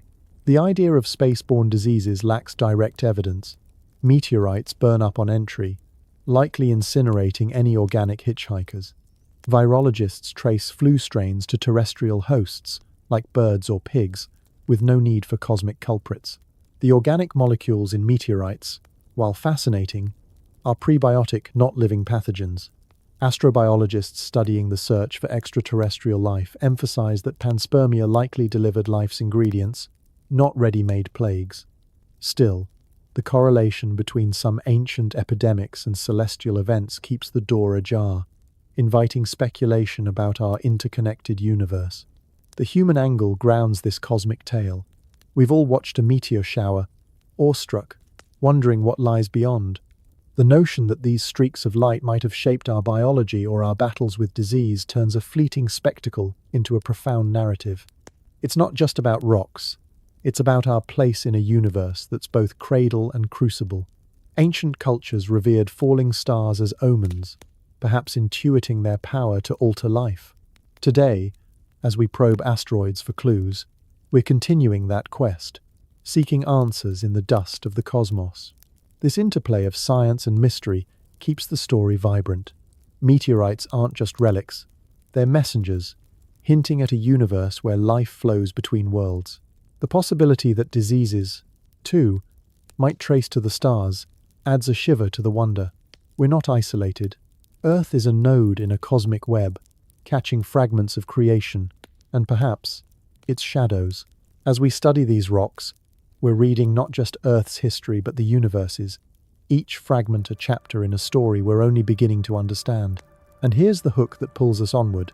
If meteorites delivered life's spark, what other cosmic gifts or curses are still falling from the heavens, waiting to reshape our destiny? Walk with me through the sands of time, where crumbling stone and weathered glyphs whisper tales of civilizations that seem to defy the bounds of human ingenuity. From the towering pyramids of Giza to the enigmatic carvings of Göbekli Tepe, ancient ruins across the globe stand as silent sentinels, challenging our understanding of the past. These aren't just relics of forgotten people.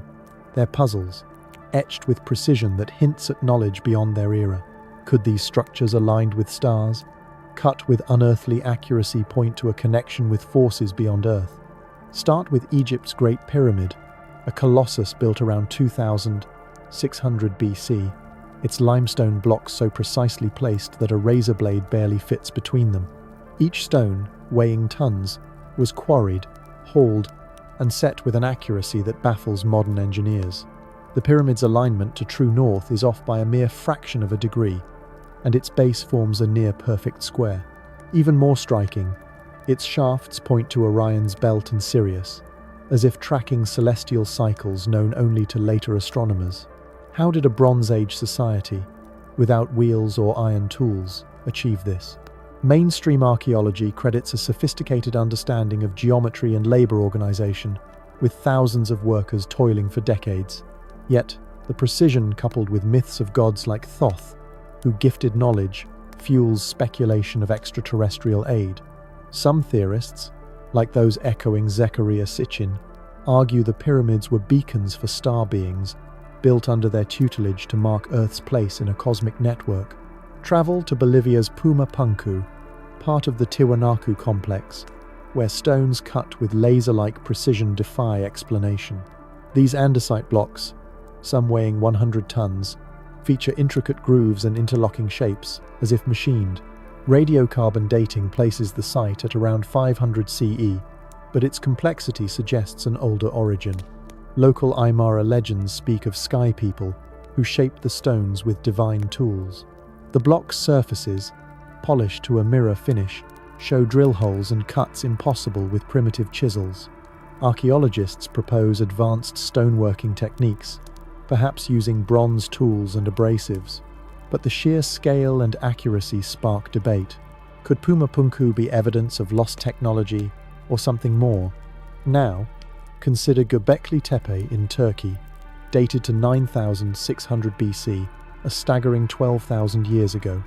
This site upends history, Massive T-shaped pillars, carved with animals and humanoid figures, predate agriculture and cities.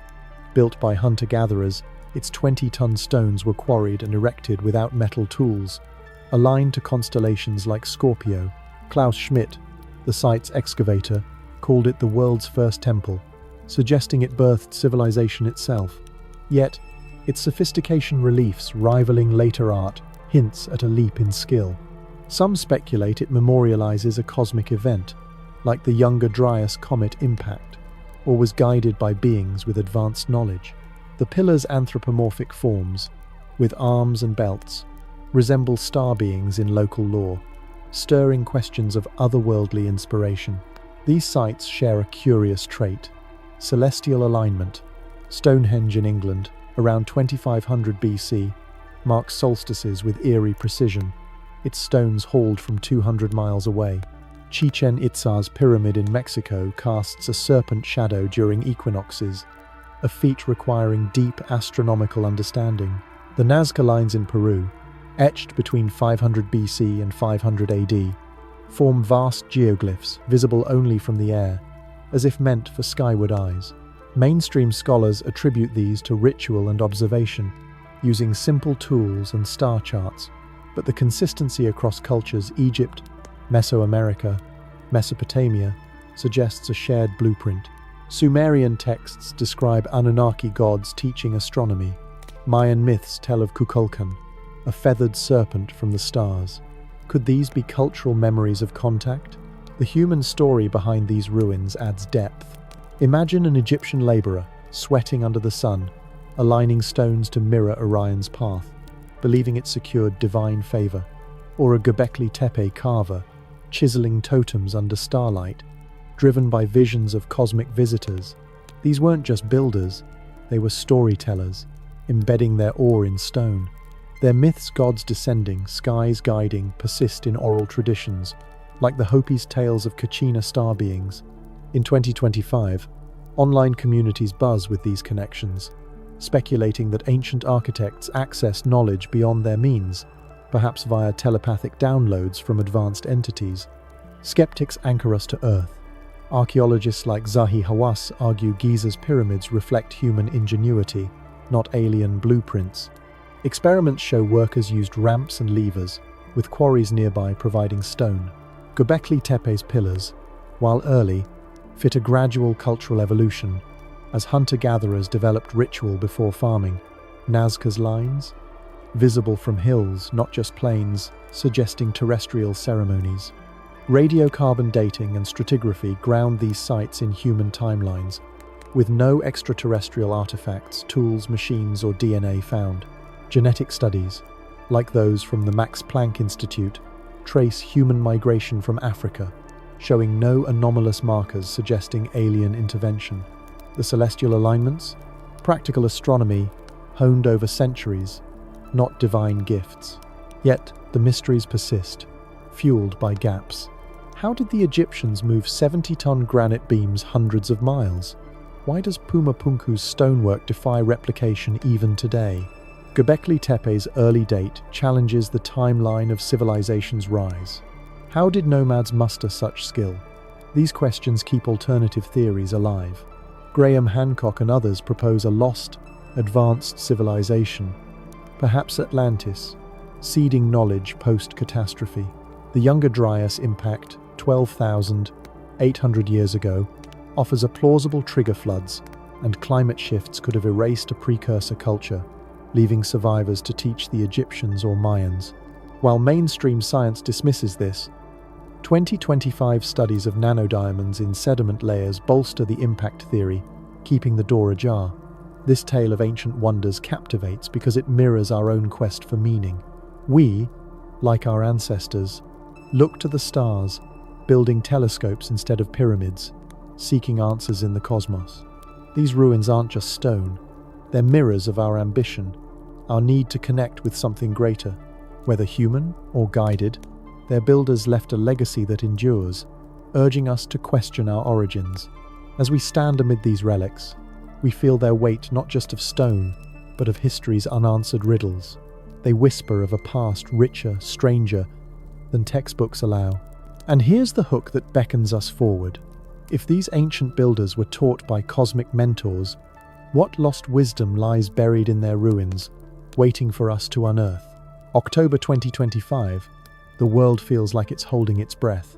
Wildfires rage across continents, oceans rise with a quiet menace, and artificial intelligence reshapes our lives faster than we can blink. Amid this whirlwind, ancient prophecies and modern fears converge on a singular question: what is the future of humanity? From the cryptic verses of Nostradamus to the apocalyptic visions of the Book of Revelation, cultures across time have foretold a reckoning, a great judgment that will sift the worthy from the wayward, ushering in a new era or a final end. Some see it as divine justice, others, a cosmic reset orchestrated by forces beyond our ken. Let's peer into this uncertain horizon, weaving together science, prophecy, and the pulse of human hope, to explore what lies ahead and whether we're being judged by eyes not of this earth. The idea of a great judgment stretches back millennia, etched in sacred texts and whispered in oral traditions. The Bible's Book of Revelation paints a vivid scene: a red dragon, 7 plagues, and a final battle where the King of Kings renews the world. Mayan prophecies, often misunderstood as predicting a 2012 apocalypse, instead spoke of a cyclical shift, a transition to a new age of consciousness. Nostradamus, the 16th century seer, wrote of a great fire from the sky and a new order emerging from chaos.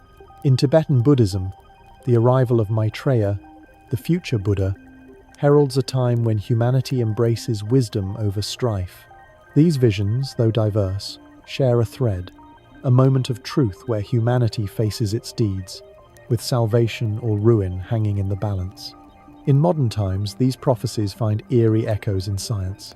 The United Nations 2019 IPBES report, revisited in 2025 headlines, warns of a 6th mass extinction, with species vanishing at rates unseen since the dinosaurs. Climate models project rising temperatures and coastal flooding, threatening billions. Social media buzzes with fears of collapse. Posts on X speculate about a great reset, some tying it to elite conspiracies, others to cosmic cycles. A recent thread, viewed thousands of times, cites Dolores Cannon's hypnotic revelations. Volunteer souls from higher realms are here to shift Earth's frequency, averting disaster.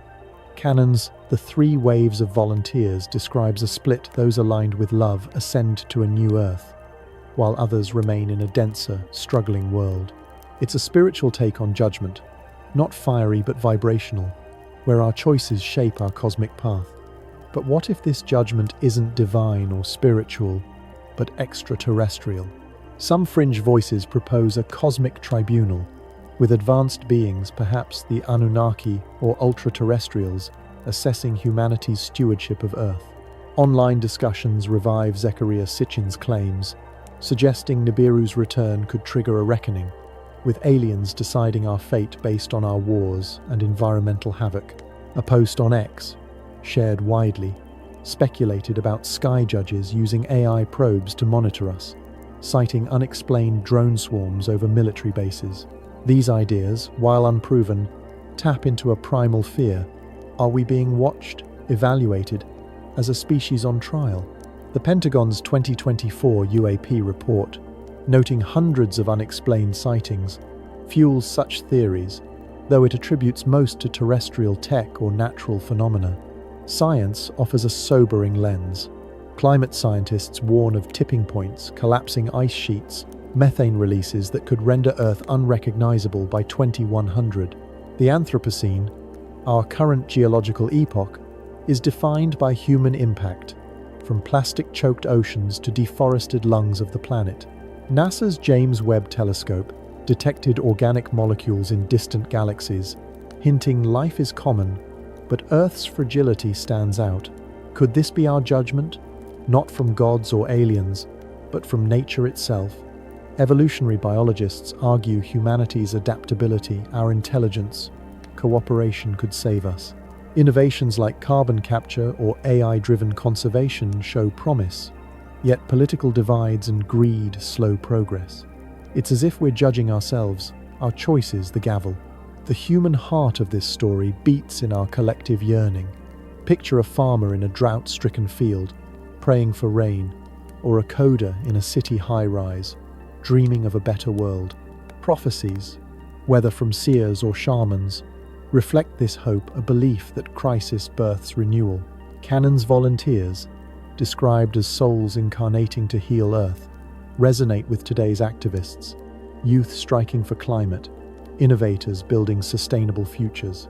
Online communities share stories of synchronicities, sudden insights, dreams of unity as if awakening to a cosmic call. These aren't just tales, they're mirrors of our potential to rise above chaos, to choose creation over destruction.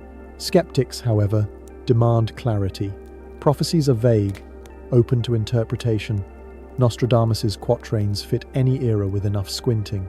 Canon's regressions, while compelling, rely on hypnosis, which critics like the Committee for Skeptical Inquiry call prone to suggestion.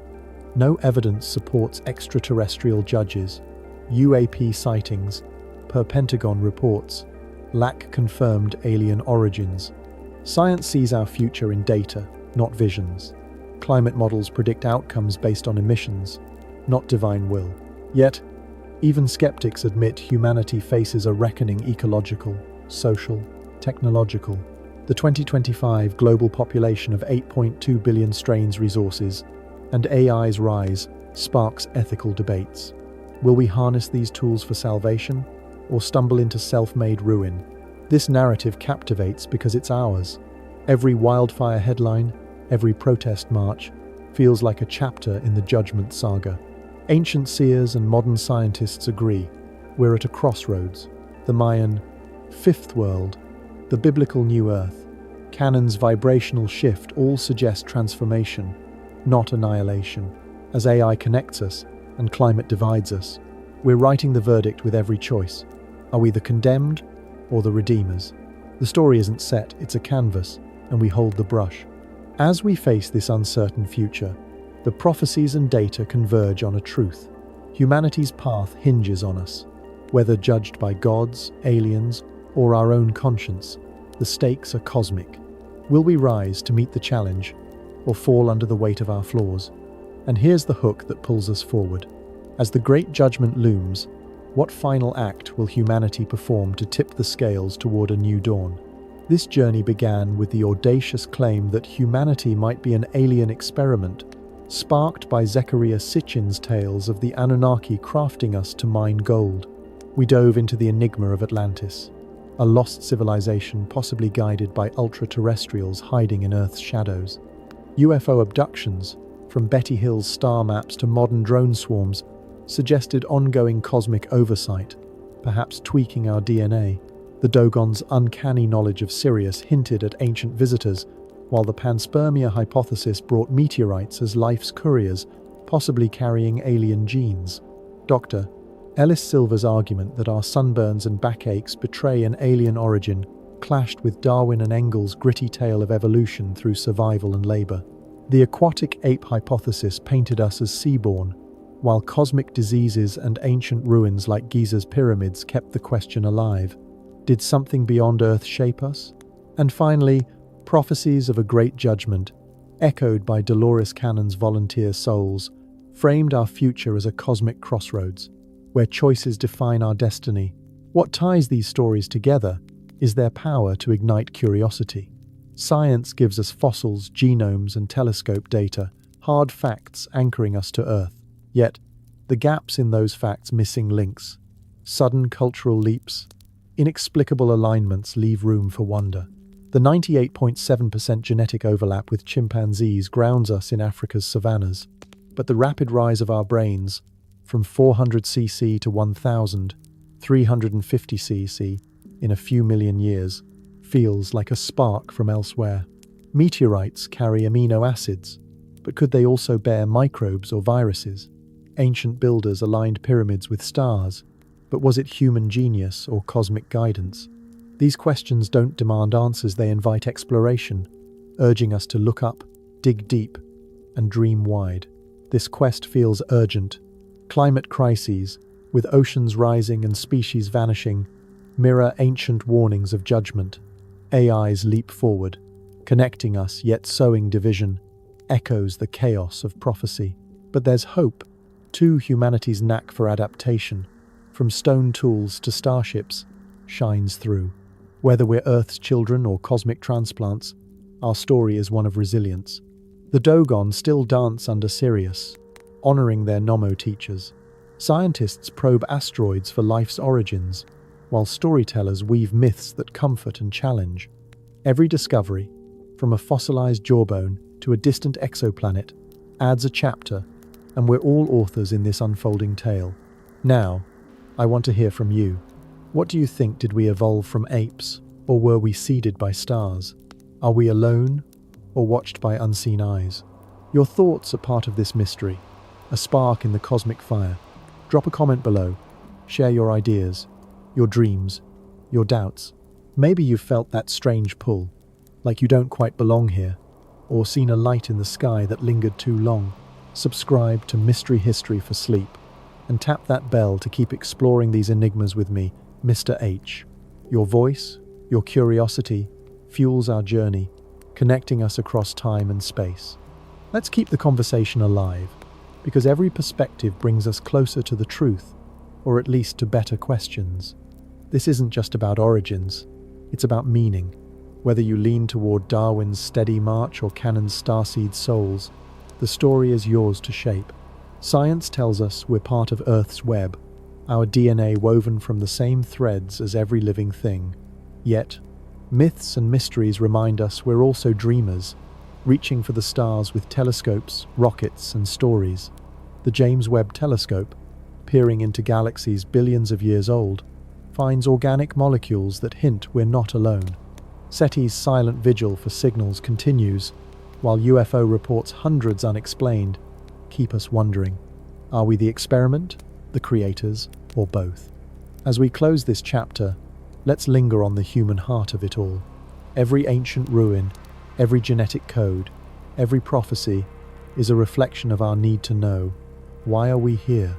Whether we're from Earth, the stars, or a divine spark, we're bound by curiosity, by the urge to build, to heal, to understand. This journey doesn't end, it evolves just as we do. So, share your thoughts, your stories, your what-ifs. They're the fuel for our next adventure, the next question that lights up the night. Thank you for joining me, for letting these mysteries lull you toward dreams, or spark your midnight musings. Keep looking up, keep questioning, and let's meet again under the stars, unraveling the next thread of our cosmic tale. And here's the hook that carries us forward. If humanity's future hinges on a cosmic judgment, what hidden truth about our origins will decide whether we rise or fall? This is our bonus round. Q1. If we're part alien, why don't we see clear evidence in our DNA? Great question, and it cuts to the heart of our scientific skepticism. The idea of alien DNA, like Dr. Max Rempl's non-parental markers, is tantalizing but tricky. Mainstream geneticists argue our genome, 98.7% shared with chimps, shows a clear earthly lineage, with no obvious extraterrestrial signatures. Those 8% endogenous retroviruses, thought by some to be alien, are more likely ancient viral infections, common across mammals. But here's the twist. What if alien influence is subtle, not a glaring marker but a nudge in our evolution? The rapid tripling of our brain size from early hominids to Homo sapiens feels almost too fast for natural selection alone. Could advanced beings have tweaked our genes, as Zecharia Sitchin's Anunnaki tales suggest? Science says we need hard-proof, unique sequences, not just anomalies. Until then, it's a mystery that keeps us peering into ourselves, searching for a cosmic wink. Q2. Are the Dogon's Sirius knowledge and other ancient alignments proof of alien contact? The Dogon's uncanny details about Sirius B, a white dwarf invisible without telescopes, are mind-boggling, as are Giza's pyramids aligning with Orion. These suggest ancient peoples knew more than we expect. Archaeologists credit human ingenuity. The Dogon might have deduced Sirius's companion from subtle brightness shifts, and Egyptians used basic astronomy for alignments. But the precision Giza's near-perfect north, Göbekli Tepe's 12,000-year-old star maps, feels otherworldly. Alternative theorists like Robert Temple argue for extraterrestrial teachers, pointing to shared myths of star beings across cultures. Without artifacts like alien tools, mainstream science leans toward human brilliance. Yet, the question lingers: how did our ancestors know so much, so soon? It's a puzzle that invites you to dream of ancient skies. Q3. Could the Great Judgment be real? And are we living through it now? Prophecies from the Maya to Revelation paint a reckoning, and Dolores Cannon's New Earth vision adds a spiritual spin. In 2025, with climate crises and AI reshaping life, it feels like we're in a crucible. Scientists warn of ecological tipping points, melting ice, dying reefs, while mystics see a vibrational shift. No evidence proves a cosmic tribunal, but humanity's choices, greed versus stewardship, seem to judge us daily. Cannon's volunteer souls, incarnating to raise Earth's frequency, resonate with today's activists fighting for sustainability. Whether divine, alien, or self-imposed, this judgment is a call to act. As you ponder, let it be a gentle nudge toward hope, not fear, guiding you to rest. Q4. How do I make sense of all these theories, science, aliens, spirituality? You're not alone in feeling overwhelmed. Our journey blends Darwin's evolution, Panspermia's cosmic seeds, and Cannon's star seeds, because truth often hides in the overlap. Science grounds us fossils, DNA, and telescopes map our past. But myths and mysteries, from Atlantis to UFOs, spark our imagination, hinting at truth science hasn't caught. My advice? Hold both lightly. Let Darwin's logic steady you, but let the Dogon's stars inspire wonder. Explore with an open heart, question everything, and share your thoughts in the comments. Your perspective is a piece of the puzzle, helping us all inch closer to understanding. Now, let's ease into rest. Picture yourself lying on a soft blanket under a starry sky, the Milky Way a glowing river above. Breathe deeply, inhale for 4, hold for 4, exhale for 6. Feel your body sink into the earth, heavy and calm. Imagine each star as a question from our journey. Are we from the stars? Are we being watched? Let them float, unanswered, like fireflies. With each breath, release the need for certainty. You're part of the cosmos, connected to every ancient builder, every dreamer. Let the universe cradle you, its vastness a lullaby. As your eyelids grow heavy, drift toward dreams where answers might whisper. Your questions, shared below. Keep this mystery alive. Subscribe and hit the bell to join me, Mr. H, for more nights of exploration. Sleep well, and let the stars guide your dreams.